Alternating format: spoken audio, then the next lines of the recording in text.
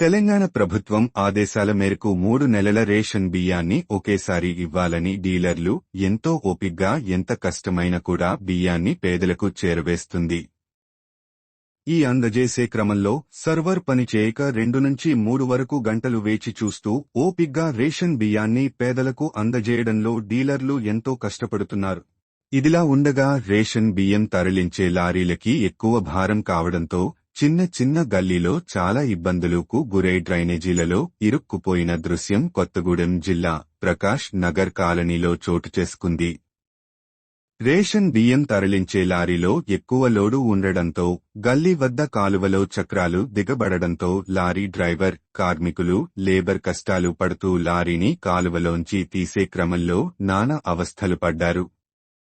Ration బియ్యం పేదలకు అందజేయడంలో కష్టాలు పడుతున్నామని, తీవ్ర ఇబ్బందులు గురవుతున్నామని కార్మికులు, డీలర్లు ఆవేదన వ్యక్తపరిచారు.